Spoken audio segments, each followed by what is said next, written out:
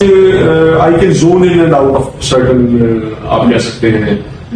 मैं तो अब आपको जैसे पहले भी इसे कहता था, मेरा इसका परसीव करने का, मैं इसको ऑन द डिसऑर्डर साइड नहीं देखता, मैं इसको ऑन द स्ट्रेंथ साइड देखता हूं। मैं जोन इन कर सकता हूँ on certain noises, I can zone out of them, मेरी ये स्ट्रेंथ है। लेकिन सर्टन डेसिबल्स मुझे बिल्कुल इनएक्टिवेट कर देते हैं, मुझे बिल्कुल मैं सत्य के अंदर चला। अच्छा हशाम, एक बहुत बड़ी प्रॉब्लम रहती है पेरेंट्स की भी, और यही क्वेश्चन होता है बार बार कि बच्चा आई कांटेक्ट नहीं कर रहा, तो एग्जैक्टली क्या सिचुएशन होती है जब आपको कहा जाता है कि आई कांटेक्ट? मैं 24, 25, 26, 27 आई थिंक लेट 20s तक मैं आई कांटेक्ट मेंटेन नहीं रख सकता था। ये सारी चीजें होती हैं। मैं आपको ये बता रहा हूँ कि ये बच्चा ओवर टाइम इसको मास्क कितना अच्छा कर लेता है, इस लेवल के ऊपर चला जाता है। अब आपको मेरे आई कांटेक्ट में तो कुछ चीज में because I work it out, I realise कि ये मेरा एक प्रॉब्लम है। I started working on it, और by the mid to late 20s I was so good कि अब लोग मेरे साथ आई कांटेक्ट मेंटेन नहीं कर पाते और मैं फिर के साथ कर लेता हूँ। सो ओवर टाइम बच्चा इसके अंदर से ग्रो करता है। आप उससे एक्सपेक्ट करते हैं वो 2, 3, 4 साल में grow, that's not going to happen.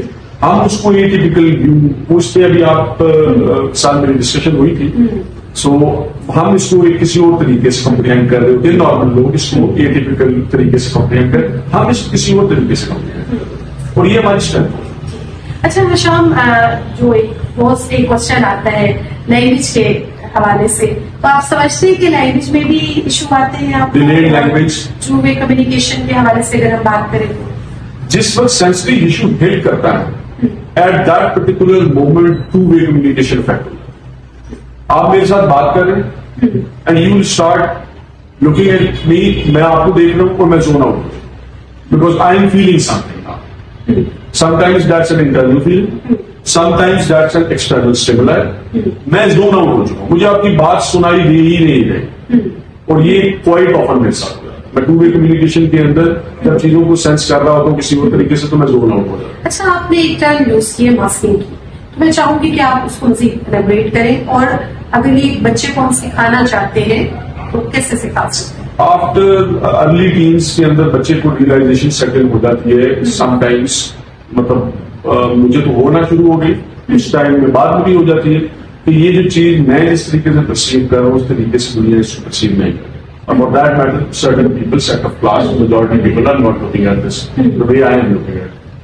तो फिर बच्चा क्या करता है कि नेचुरल उसके ना रिस्पॉन्स ये होता है कि वो पहले तो अपना शेयर करता है कि मैं दुनिया को इस तरीके से देखता हूँ। दुनिया उसको, आपको पता है, रिसीव नहीं वैसे करती, क्योंकि वो उस तरीके से रिसीव नहीं कर रही। वो जब उसको रिसीव नहीं करती तो वो बच्चा जो होता है ना, वो ऑकवर्ड कैटेगरी में फॉल करना शुरू हो जाता है।